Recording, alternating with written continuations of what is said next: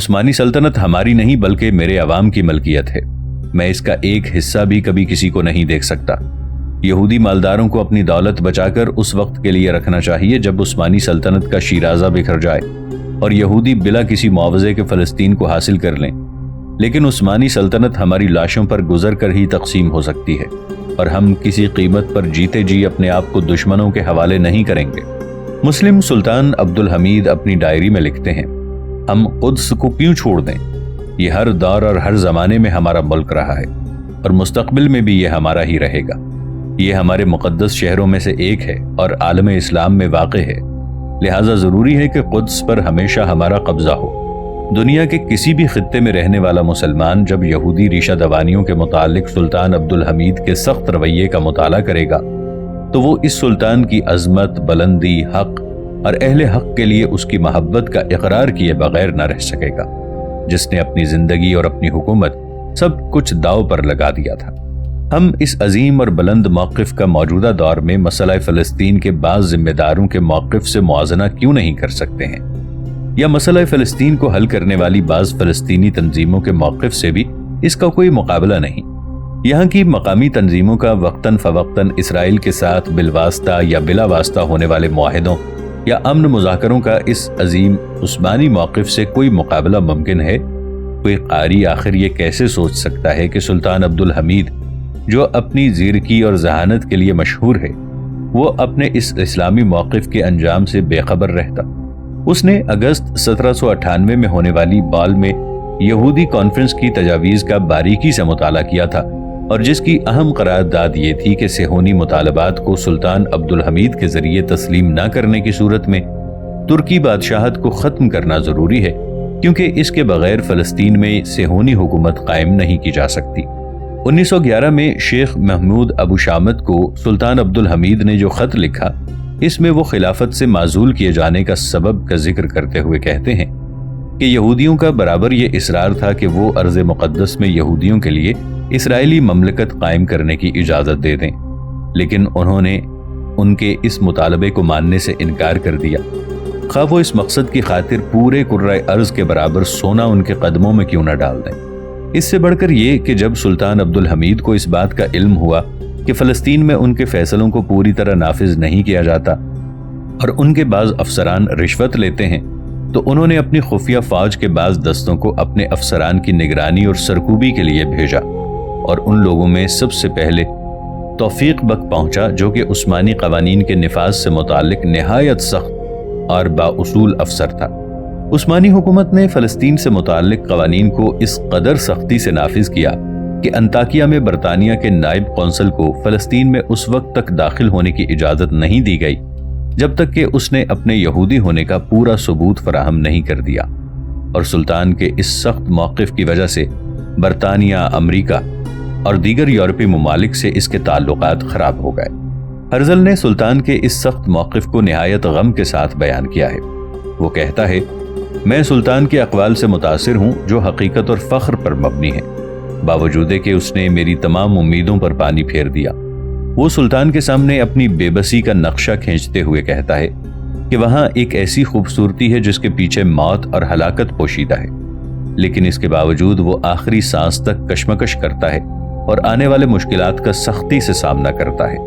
انسان کو یہ سن کر تعجب ہوگا کہ ہرزل، جو سلطان اول کا دشمن تھا، جس نے قسم کھائی تھی کہ وہ اپنی پوری زندگی اس کی خلافت کو ختم کرنے کے لیے لگا دے گا، پھر سلطان کا وصف بیان کرتے ہوئے اس کی حقیقت پسندی اور اسلام پر فخر کا اعتراف کرتا ہے۔ لیکن دوسری طرف ہمارے بیشتر مصنفین اور مورخین دولت و رتبے کی لالچ میں اس عظیم شخص پر نہایت گھٹیا اور بے بنیاد الزامات عائد کرنے سے بھی باز نہیں آتے۔ کیا یہ تکلیف دہ پہلو نہیں ہے؟ ہم پورے اطمینان اور اعتماد کے ساتھ کہہ سکتے ہیں کہ مختلف قسم کی صہیونی اور ماسونی یعنی فری میسنری تحریکات یا بالواسطہ یا بلا واسطہ طور پر ان نعروں کا سہارا لے رہی تھی، جن کا مقصد سلطان عبدالحمید کی حکومت کو ختم کرنا تھا، اور اس طرح کے سیاسی نعروں کو ہوا دینے میں دیگر یورپی قوموں کے ساتھ ترکی قومیت کے علمبردار بھی پیش تھے۔ فری مشنری کانفرنسوں نے دونم کے یہودیوں کے ساتھ مل کر سلطان کو معزول کرانے میں اہم کردار ادا کیا، اور اس کام میں یہودیوں کا دماغ تھا تو یورپی ممالک کا ساز و اسلحہ اور اس طرح فری مشنری تحریکوں یا تنظیم اتحاد و ترقی نے ترک نوجوانوں کو گمراہ کرنے میں کوئی کسر نہیں اٹھا رکھی۔ اسی طرح صہیونی تحریک نے فری مشنری یعنی میسونی تحریک، جس نے یہودیوں کو سیاسی محاذ فراہم کیا، جس کے ساتھ مل کر فلسطین کو یہودیوں کا وطن بنانے کے منصوبے کو پورا کرنے میں لگ گئی۔ اس طرح دونما کے یہودیوں نے اس طرح کے پروگراموں کے عملی نفاذ کی پہلی اینٹ رکھ دی۔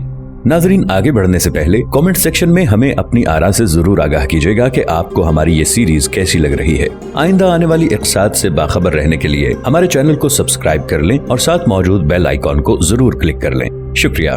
سلطان عبدالحمید کے معاصر کمانڈر جواد رفعت الطرخان کا کہنا ہے کہ فرانسیسی متسونی جمعیت کے دستور کی دفعہ 1 میں ذکر ہے کہ جون تورک کے نام پر ایک خفیہ تنظیم قائم کی گئی ہے جس کی سرگرمیاں براہ راست سلانک بندرگاہ سے متعلق ہیں، جہاں یورپ کے دیگر ممالک کے مقابلے میں یہودی زیادہ اثر و رسوخ رکھتے ہیں۔ اور بات یہ بھی کہی جا سکتی ہے کہ تنظیم اتحاد و ترقی بھی عملاً ماسونی تحریک کی پیداوار ہے، جسے مقدونیہ ریزتورا نے قائم کیا تھا، جو اس کے قبل سیلانہ کی یہودیوں کی تنظیم قائم کر چکا تھا۔ یورپی ممالک نے سلطان کی تمام تر مخالفتوں کے باوجود استنبول میں اپنے سفارت خانے قائم کیے۔ انگلینڈ اور فرانس نے سب سے پہلے خلافت کے مخالفین کو پناہ دینے کی غرض سے سفارت خانے قائم کیے، اور ان کے بعد اٹلی اور آسٹریا نے اپنے سفارت خانے کھول دیے۔ اور یہ وہ زمانہ تھا جبکہ سلطان عبدالحمید یہودیوں کے معاملات کے متعلق نہایت سخت رخ اپنائے ہوئے تھے۔ کسی قیمت پر فلسطین میں ان کو آباد ہونے کی اجازت نہیں دی، اور ایسے قوانین جاری کیے جن کی روح سے فلسطین کی طرف یہودیوں کی ہجرت کو روک دیا۔ انہوں نے اپنے بعض دانشمند اور باخبر گورنروں کے ذریعے ان قوانین پر سختی سے عمل کروایا، چنانچہ ہر جگہ مسلم عوام نے ان کا ساتھ دیا۔ لیکن اسی درمیان بعض خود غرض عربوں نے اتحادیوں کے ساتھ مل کر سلطان عبدالحمید ثانی کا تختہ الٹنے کی سازش شروع کر دی۔ یہاں ہم یہ کہہ سکتے ہیں کہ ہمارے بعض عرب رہنما حالات کے رخ کو پہچاننے میں ناکام رہے، اور وہ اس وقت کے آزادی، انصاف، مساوات جیسے پرفریب نعروں کے دام میں گرفتار ہو گئے۔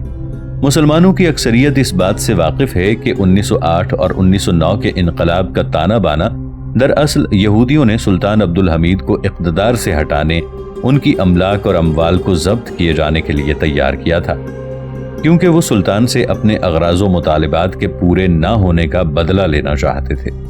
سلطان عبدالحمید ثانی کے معزول ہوتے ہی یہودیوں کی چاندی ہو گئی اور ان کو اپنی کوششوں کا پھل ملنے لگا۔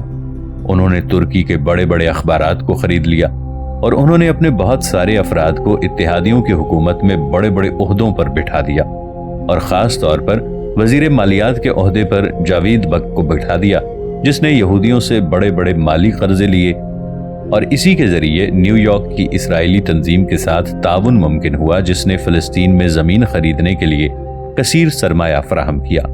یہودیوں نے ایسے بیشتر قوانین کو کالعدم قرار دیے جانے میں کامیابی حاصل کر لی، خاص طور پر وہ قوانین جن کی روح سے فلسطین کی طرف ان کی ہجرت یا وہاں سکونت ممنوع تھی۔ اسی طرح فلسطین سے ایسے عثمانی افسروں کو ہٹا دیا گیا جو فلسطین میں یہودی نوآبادیات کے خلاف تھے۔ مختصر یہ کہ ہم پورے وثوق اور یقین کے ساتھ کہہ سکتے ہیں کہ اسرائیلی مملکت کا وجود 1948 میں نہیں بلکہ سلطان عبدالحمید ثانی کے معزول ہونے کے بعد 1909 میں عمل میں آ چکا تھا۔ ترکی میں برطانوی سفیر نے اپنی وزارت خارجہ کو اگست 1910 میں خبر دی کہ تنظیم اتحاد و ترقی نے یہودیوں اور ترکیوں دونوں سے ہی تعلقات استوار کر لیے ہیں۔ یہودیوں نے یہاں اندرونی طور سے حکومت پر اثر انداز ہونے کے لیے ترکی کی صنعت، تجارت، اقتصادیات اور مالیات پر اپنا تسلط جمانا شروع کر دیا ہے، اور یہ لوگ ترکی قومیت کے نظریے کو بھی ہوا دے رہے ہیں۔ سازش 1909 میں سلطان عبدالحمید کے سقوط کے بعد فلسطین اور دیگر عرب ممالک اس حقیقی تحفظ سے محروم ہو گئے جو انہیں سلطان کے زمانے میں میسر تھی۔ مغربی اقوام اور ان کے حلیف یہودیوں نے جان لیا کہ اب فصل کاٹنے کا وقت آ گیا ہے۔ سلطان عبدالحمید کے بعد دولت عثمانیہ کی زمام ایسے حکام کے ہاتھوں میں آ گئی جن کا سیاست و حکومت میں کوئی خاص تجربہ نہیں تھا۔ ان لوگوں نے دولت عثمانیہ میں شامل مختلف قوموں کو قومیت و عنصریت کی بنیاد پر بھڑکانا شروع کر دیا، اور خود ان حکام کی آستینوں سے مکر و سازش کی بو آ رہی تھی۔ ان کی سب سے بڑی جہالت اور ناعاقبت اندیشی یہ تھی کہ انہوں نے عثمانی حکومت کو پہلی عالمی جنگ میں جھونک دیا۔ اس جنگ کو سلطان عبدالحمید نے اپنی بصیرت سے بہت پہلے ہی دیکھ لیا تھا اور وہ اس مناسب وقت کا انتظار کر رہے تھے تاکہ دولت عثمانیہ کی قوت و طاقت کو دوبارہ حاصل کر کے ان علاقوں کو واپس لے لیں جن پر دشمنوں نے قبضہ کر لیا تھا، اور وہ اسی دن کے لیے اپنی فوجوں کو تیار کر رہے تھے۔ صہیونی تحریک۔ سلطان عبدالحمید کی معزولی دولت عثمانیہ کے ختم ہونے کا ایک بڑا سبب ثابت ہوئی، اور دوسرے یہ کہ یہودیوں کو فلسطین میں اپنی مملکت قائم کرنے کی پوری آزادی مل گئی۔ 29 اگست 1897 کو سوئٹزرلینڈ کے شہر بھال میں منعقد ہونے والی پہلی عالمی صہیونی کانفرنس کے دوران یہودی لیڈروں نے اسرائیلی مملکت کے قیام کی پہلی اینٹ رکھی۔ 28 اگست 1898 کو بال کانفرنس میں ہونے والی دوسری عالمی صہیونی کانفرنس کے دوران ایک یہودی استعماری بینک قائم کرنے کی تجویز پاس کی گئی۔ عبرانی زبان کی تعلیم کو بڑھاوا دینے کی بات کہی گئی تاکہ پوری دنیا کے یہودیوں کی تہذیب، زبان اور قومیت ایک ہو۔ ہرزل نے یہودی مسائل کے حل کے لیے مختلف یورپی ممالک کے ساتھ بات چیت کا سلسلہ شروع کیا۔ 15 اگست 1899 کو بال کانفرنس میں تیسری صہیونی کانفرنس منعقد ہوئی۔ اس کانفرنس کی ایک بڑی کامیابی یہ تھی کہ جمیع احبائے صہیونی باقاعدہ طور پر اس صہیونی کانفرنس میں شامل ہو گئی۔ مجلہ مشرق لکھتا ہے کہ اس دوران یہودی ایجنٹ دج عیون کے علاقے میں برابر گھوم رہے تھے تاکہ یہاں کی املاک اور اراضی کو خرید لیں۔ 13 اگست سن 1900 کو لندن میں چوتھی عالمی صہیونی کانفرنس منعقد ہوئی۔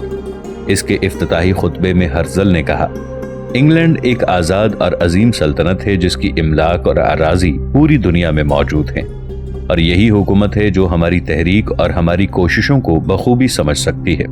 16 دسمبر 1901 کو بال کانفرنس میں 5ویں صہیونی کانفرنس منعقد ہوئی، اور اس کانفرنس کی اہم تجاویز میں یہودیوں کے لیے اراضی خریدنے کی غرض سے یہودی قومی فنڈ کا قیام تھا، اور یہ اراضی اجتماعی طور پر خریدی گئیں، اور یہ تجویز بھی پاس ہوئی کہ ان اراضی میں یہودی مزدوروں سے ہی کام لیا جائے تاکہ اس سرزمین کو یہودیوں کا ملک بنانے کا خواب پورا ہو سکے۔ 23 اگست 1903 کو بال کانفرنس میں چھٹی صہیونی کانفرنس منعقد ہوئی، اور اسی درمیان فلسطین میں پہلی صہیونی خفیہ کانفرنس منعقد ہوئی جسے روسی یہودی ماندل اوشکن نے آرگنائز کیا تھا، اور ان دونوں کانفرنسوں میں یہ پہلو کھل کر سامنے آ گیا کہ فلسطین کو یہودیوں کا قومی وطن بنایا جائے۔ ہرزل نے اس کانفرنس میں اعلان کیا کہ برطانیہ ایسا وہ واحد ملک ہے جس نے اس بات کا اعتراف کیا ہے کہ یہودی بھی اپنے وطن اور اپنی حکومت کے حقدار ہیں۔ 27 جولائی 1905 کو بال کانفرنس میں 7ویں صہیونی کانفرنس منعقد ہوئی، لیکن اس کانفرنس میں ہرزل موجود نہیں تھا کیونکہ 1904 میں اس کا انتقال ہو چکا تھا۔ چنانچہ ساکس نارڈو کو کانفرنس کا صدر منتخب کیا گیا، اور اس کانفرنس نے یوگانڈا یا ارجنٹائن یا کسی اور خطے میں یہودیوں کو آباد کرنے کے نظریے کو مسترد کر دیا۔ 1907 کے دوران لاہائی میں 8ویں صہیونی کانفرنس منعقد ہوئی جو بعض اہم نتائج پر ختم ہوئی، اور سب سے اہم بات یہ ہوئی کہ خائم وان زمین نے صہیونی سیاست سے متعلق تمام تنظیموں اور گروپوں کو متحد کر لیا اور مختلف یہودی تحریکوں کے درمیان موجود اختلافات کو ختم کر دیا تاکہ یہودی مسئلے کو داخلی اور خارجی دونوں ہی محاذوں پر یکساں طور سے آگے بڑھایا جائے۔ اس کی تجاویز میں یہ بھی شامل تھا کہ بعض بڑے یورپی اخبارات کو خریدا جائے، چنانچہ صہیونی تحریک نے لندن سے شائع ہونے والے اخبار جیوش کرونیکل کو خرید لیا۔ مغربی ممالک کا ان میں کیا کردار تھا؟ مغربی قومیں عالم اسلام کے انتشار و انقسام کی منتظر تھیں، یعنی اسے تقسیم کرنا چاہتی تھیں۔ 1905 سے لے کر 1907 تک لندن میں سرکاری اور غیر سرکاری طور پر مغربی اقوام کی کانفرنسیں ہوتی رہیں۔ ایک کانفرنس حزب المحافظین نے بلائی تھی، چنانچہ اس نے اپنی سفارشات کو برطانوی حکومت کے سامنے پیش کر دیا۔ اس وقت سر بیری کامل بانوم صدر تھے۔ اس طرح کی کانفرنسوں سے حزب المحافظین کا مقصد لیبر پارٹی کے وزیر اعظم کو یورپی ممالک کا ایک متحدہ استعماری محاذ تشکیل دینے پر آمادہ کرنا تھا، اور اس محاذ میں England, France, Italy, Spain, Portugal, Belgium, Holland وغیرہ شامل تھے۔ ان کا مقصد جرمنی سامراج کے پھیلاؤ کو روکنا اور افریقی اور ایشیائی ممالک میں اپنے اثرات کو بڑھانا تھا۔ استعماری معاملات کو طے کرنے کے لیے ان مشترک ممالک کے اراکین پر مشتمل ایک اعلیٰ کمیٹی تشکیل دی گئی۔ 1907 میں اس کی کانفرنس لندن میں ہوئی، جس میں تاریخ، اجتماعیات، جغرافیہ، اقتصادیات، زراعت اور انجینئرنگ کے ماہرین نے شرکت کی۔ اس کانفرنس میں یہ بھی طے کیا گیا کہ مشترک یورپی ممالک کا جن ملکوں پر قبضہ ہے وہاں استعماریت کی جڑوں کو اور مضبوط کیا جائے اور دیگر ایشیائی اور افریقی ممالک تک اپنے اثرات کو بڑھایا جائے۔ اور اس کانفرنس نے ان علاقوں میں استعماریت کو درپیش خطرات پر بھی غور کیا۔ استعماری قوتوں کو اصل خطرہ عرب علاقوں میں ہے، کیونکہ یہ عرب ممالک مشرق سے لے کر مغرب تک باہم متحد ہیں اور ان کی تاریخی، تہذیبی، لسانی خصوصیات مشترک ہیں۔ اسی طرح ان کے مقاصد اور عزائم میں بھی کچھ زیادہ اختلاف نہیں ہے۔ اگر یہ عرب قومیں متحد ہو جائیں تو سامراجی قوتوں کے لیے ان علاقوں میں سانس لینا دو بھر ہو جائے گا۔ اس کانفرنس نے ان خطرات کو دور کرنے کی تدابیر پر بھی غور کیا اور اس بات پر اتفاق ہو گیا کہ ان علاقوں کو پستی اور انتشار میں چھوڑ دیا جائے اور ان کو چھوٹی چھوٹی ریاستوں میں تقسیم کر دیا جائے۔ اسی طرح اس بات پر بھی اتفاق ہوا کہ اس علاقے میں ایسی داخلی مملکت قائم کی جائے جو افریقہ کو مشرقی ایشیا سے الگ کر دے اور وہ استعماری قوتوں کی حلیف ہو۔ اور اس طرح مغربی ملکوں نے اس عرب علاقے کو تقسیم کرنے کی پلاننگ کی اور اس کا مناسب حل اس علاقے میں یہودی مملکت کا قیام نظر آیا۔ گو کہ اس کانفرنس میں یہودی شریک نہیں تھے اور اس کا بنیادی ایجنڈا صلیبی استعمار تھا، اس طرح آخری سازش کی تیاریاں مکمل ہو گئیں۔ سائس بیکو اور اعلان بلفور۔ سلطان عبد الحمید رحمۃ اللہ علیہ کی معزولی کے بعد تمام سازشی اجزہے اپنے بلوں سے باہر آ گئے۔ استنبول پر تنظیم اتحاد و ترقی کی حکومت قائم ہو گئی، جس نے بظاہر تو اسلام سے اپنے تعلق کا اظہار کیا، لیکن در حقیقت اس نے تورانی قومیت کا نعرہ دیا اور عثمانی قوموں سے گلو خلاصی حاصل کرنے پر زور دیا۔ اور اس تنظیم نے قومیت کے اس رجحان کو اس طرز پر آگے بڑھایا جس سے تعصب و تنگ نظری کی بو آتی تھی۔ پورے عالم عرب میں مختلف عرب تنظیموں کا جنم ہوا۔ مثال کے طور پر جمعیت التنظیر العربی، الجمعیت القحطانیہ، الجمعیت العربیہ انفاضہ، جمعیت العالم الخضر، جمعیت بیروت الصالحہ، جمعیہ بیروت الصلاحیہ، جمعیت البصرۃ الصلاحیہ، جمعیت العہد، جمعیت الجامعۃ العربیہ، حزب المرکزیہ وغیرہ قابل ذکر ہیں۔ ان تمام تنظیموں نے عربوں کے حقوق اور ان کے حالات کو بہتر بنانے کا مطالبہ کیا اور پھر اس سے آگے بڑھ کر انہوں نے انفرادی حکومتوں کا مطالبہ شروع کر دیا۔ اتنا ہی نہیں بلکہ آگے چل کر ان تنظیموں نے اپنے خیرخواہ انگریزوں کے اکسانے پر خلافت کے حصول کے لیے جوڑ توڑ شروع کر دی، کیونکہ ان کا خیال تھا کہ عرب ہونے کے ناطے خلافت کے اصل حقدار وہی ہے۔ اصل سازش تو پہلی عالمی جنگ یعنی 1914 کے وقت شروع ہوئی۔ انگریزوں نے شریف حسین اور اس کے بیٹوں کے ساتھ اپنے تعلقات کو خوشگوار بنایا۔ دونوں فریقوں کے درمیان جنگ سے قبل بھی ملاقاتیں ہو چکی تھیں۔ مصر میں برطانوی سیکرٹری کتشنر کے ساتھ قاہرہ میں عبداللہ بن شریف حسین 5 فروری 1914 کو ایک میٹنگ ہوئی، جہاں امیر عبداللہ نے انگریزوں کو یہ پیغام دیا کہ ان کے والد شریف حسین عثمانی سیاست و حکومت سے بے حد پریشان ہیں۔ پہلی عالمی جنگ کے بعد طرفین کے درمیان ایک معاہدے کے مسئلے پر باہمی بات چیت کا طویل سلسلہ شروع ہوا، جس میں ایک طرف تو شریف حسین اور ان کے ہم خیال عرب لیڈران اور دوسری طرف انگریز اور عثمانی حکومت کی مخالف قومیں تھیں، اور بالآخر فریقین کا ایک معاہدے پر اتفاق ہو گیا جسے میک موہن اور حسین معاہدے کے نام سے جانا جاتا ہے۔ یہ ایک باہم معاہدہ تھا جس میں انگریزوں نے عربوں کو ترکوں کے مظالم سے نجات دلانے کی ذمہ داری لی اور محض زبانی یا تحریری وعدوں پر اکتفا نہیں کیا، بلکہ انگریز نے ایک ایک مستقل عرب مملکت کی بنیاد رکھی اور شریف حسین کو اس کا صدر بنا دیا۔ دریں اثنا کہ برطانیہ عربوں کے ساتھ اس طرح کے وعدے کرنے میں مصروف تھا، تو دوسری طرف سائکس بیکو نے اپنے حلیفوں کے ساتھ ایک دوسرا معاہدہ کر لیا، جس کی روح سے عالم عرب کو انگلینڈ اور فرانس کے درمیان 2 برابر حصوں میں تقسیم کرنا طے پایا، جبکہ فلسطین کو یہودیوں کا حصہ قرار دیا گیا۔ اس امت اسلامیہ کے انجام کا اندازہ لگائیے، جہاں ایک طرف ترکی میں تورانی اتحادیوں کی حکومت تھی، دوسری طرف عرب ممالک میں عرب قوموں کی حکومت تھی۔ اور تورانی اتحادیوں نے جرمن کے ساتھ ایک ایسی جنگ میں داخل ہونے کا معاہدہ کیا جس سے ان کا کوئی سروکار نہیں تھا، بلکہ یہ ان کی حکومت کو ختم کرنے کی سازش تھی۔